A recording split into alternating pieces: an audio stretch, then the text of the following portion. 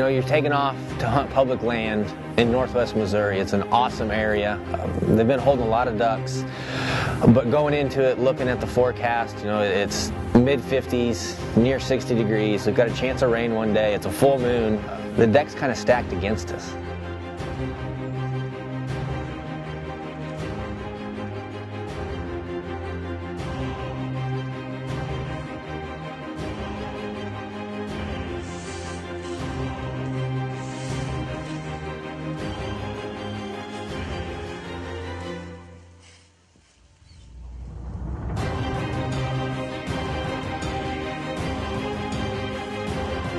And you can see that they've been holding about the same number of birds for a while, and people have been hammering on them up there pretty good. So, you know, they're going to be weary.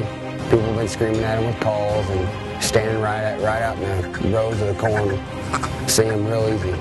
Can't call at them a lot. We had to do something different. No drinks. They're both dead, though, I'll tell you that. Try our luck at drawing in again. Couldn't get in Monday. Got in yesterday, had a reservation. We cannot seem to catch a break this year, so something's gonna have to give here. Hopefully we can draw in, although we are dealing with a 62-degree high temperature today.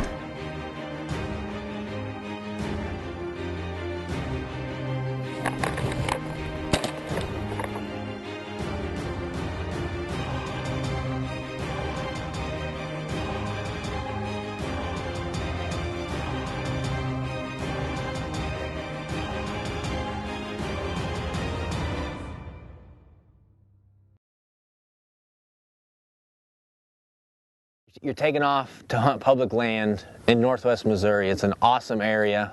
They've been holding a lot of ducks, but going into it, looking at the forecast, you know, it's mid-50s, near 60 degrees. We've got a chance of rain one day. It's a full moon. The deck's kind of stacked against us. But since Nick had a reservation, you know, you're not gonna not go, and you don't want to drive 4 hours to go hunt one day. So we're gonna bookend it with a day in front of his reservation that we're going to try to draw, and a day behind it where we're going to try to draw too.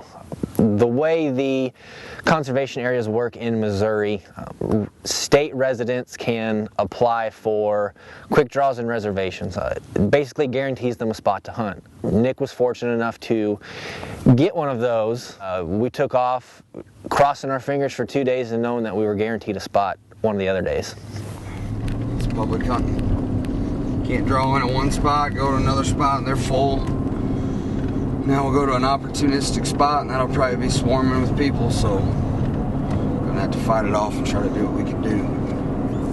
We're not gonna stop until we get decoys in the water somewhere.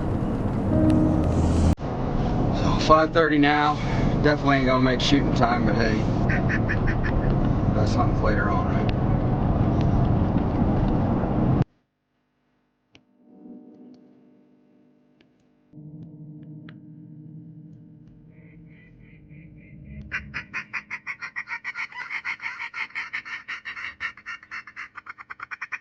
Yeah, we only have a reservation for one day. For the other 2 days, we'll be poor boying it, which is pretty much just luck. You go in there and you try to pull your best number. First day, we poor boy didn't do too good. Met up with some buddies. Went on a little public hunt in another area. Didn't fare out too well, but next day had a reservation. Drew the worst pull I could do for my draw for my reservation, but went out there. Killed ducks.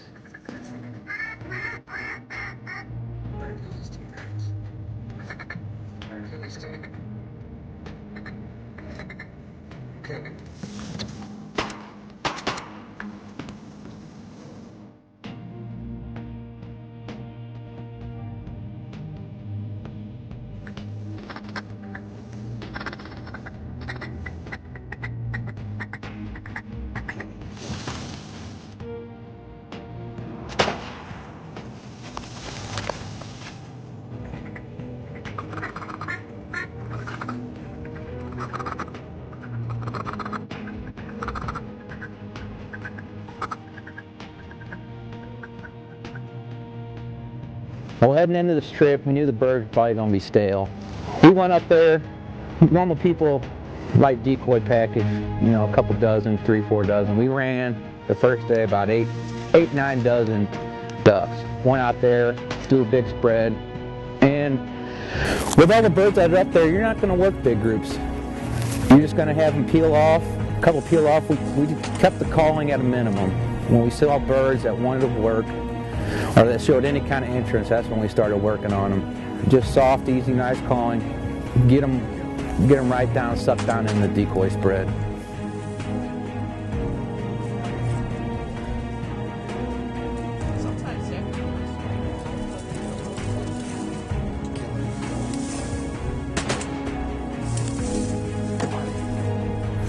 And then you got day 2 is reservation day. So then of course there's high hopes. I mean, there's no doubt you get to hunt no matter what. But you do still have to draw a pill.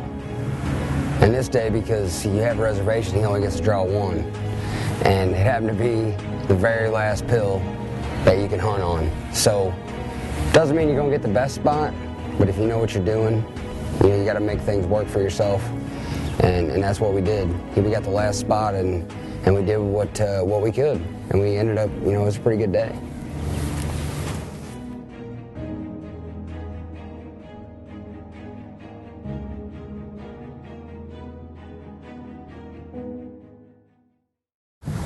Our featured product this week is another great product from Hardcore, the Hardcore Duck Floaters. They bring lifelike motion and durability together into one. The keels on these Hardcore floaters are real versatile. You got the finger hole here, you can throw them by that. The whale tail, that gives you some great lifelike motion whether you got current or wind or not. Jerk cord points on both ends, so you don't have to have your ducks facing in the same direction on your jerk cord. I think every one of us out there is hard on our duck floaters. If you're not, then you're probably not hunting. But the armor coat paint scheme on these, and just the durability in general, is great. I mean, they get thrown around, they beat against each other, you're gonna have that. You know, we've got 7 dozen floaters, and they have been put to the test, without a doubt, this year. They have been in the water, if not every weekend, every other weekend, but they've been put to the absolute test. I think we've lost 3 total. And 1 was to a truck tire and 2 were to shotgun pellets, so you can't really ask them to stand up to stuff like that. It's not easy, but the Hardcore duck floaters make it easier.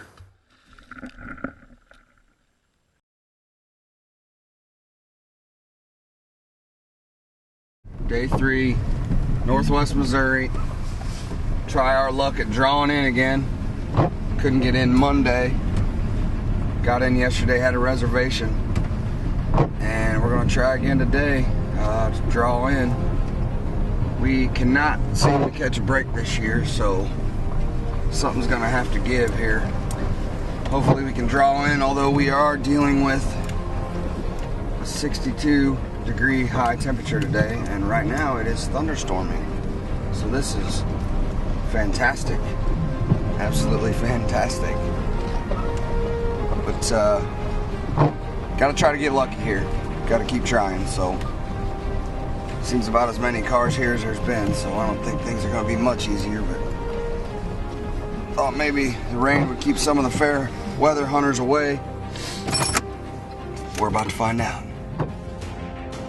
At some point, we are gonna have to catch a break. We've just caught that break. Not only did we draw the number 2 pill, but the guys that drew number 1 did not pick the best pool on the area, which is the best pool because they've been killing the best average, and there's only 1 party allowed in there, so you ain't gotta worry about guys setting up downwind of you and trying to call birds out from under you and shooting your swing birds and all that. So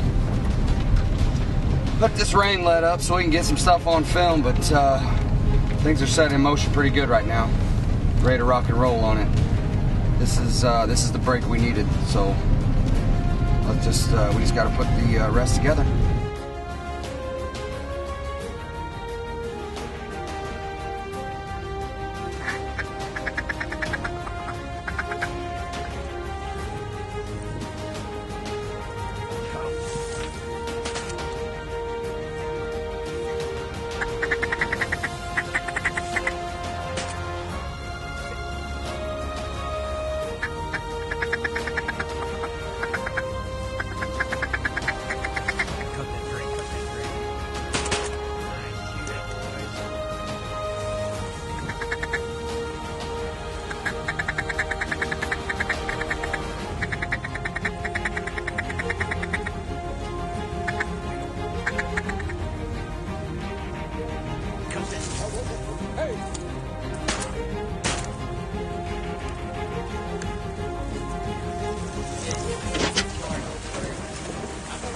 I didn't think he was going to get down. That last foot, he just sat. I was hoping you guys saw him. Who hit that?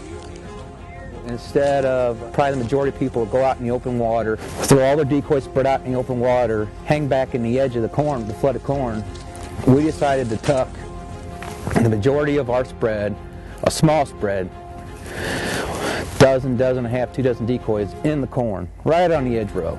And then we tucked our boat line, which was really nice and camouflaged up. We tucked that even farther back into the flooded corn, just to make it look like a more natural look.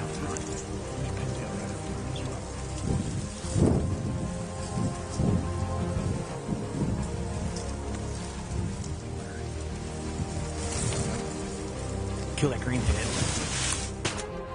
Nice shot, Ellie. Nice shot. Hey. Ready, 2 drinks. Cut them. Oh, Elliot pulls it off.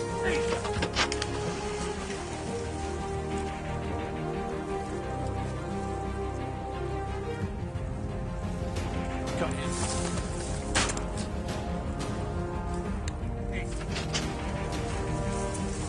Oh, 9 o'clock. There's 2 out front, too. Kill it, 2 and 12. Shoot that green head. Hey, hey! Are you trying to ground swat to bring yourself back up to life? Oh, I thought he was higher off the water. You look back on a public land trip that, you know, the forecast looked horrible, the moon phase was horrible, the ducks were going to be feeding at night, and we're only allowed to hunt from sun up to 1 o'clock. You know, everything was kind of against us there, but since there were so many ducks around, patience was huge in this hunt. You know, a lot of guys go in there and they're not seeing a lot by 9:30. You know, they're picking up and heading out, and the ducks had them patterned. You would see a definite increase in activity around 10:30. You'd see a lot more ducks then than you did at first light. But really about 11:30, 12, that last hour of the time hunters are allowed to be in those spots was a huge increase in activity, and that's when we killed the majority of our ducks. You just have to practice patience, and even though there's not a lot flying around, you have to realize that there's better times to come, and if put into that situation as a hunter, if you have the ability to stay until the end, you know, but the best hunting is for sure that last hour and a half. The ducks know a lot of the hunters are gone. They're more free to move about, and if you're still there trying to fill limits, that last hour is when you can really knock away at them, and we did. We had an awesome 2 days. You know, we had one bad day where the luck kind of went to the wayside. We didn't get drawn in, but the 2 days after that made up for it, and we had an awesome trip to Northwest Missouri on public land with bad weather and a bad moon. I don't know. World's largest mojo. That's all I know what it is. I ain't got no other word for it, buddy. Should be pretty good. My alarm's telling me to go off and go whack and stack, so I think it's about that time. Hey, out front, there's something on the water. It's a coot. It's a coot. God. Yeah. It was like... It was... I didn't say anything. I said there's something on the water out there. It was 3 foot off the water. I never seen a coot that high.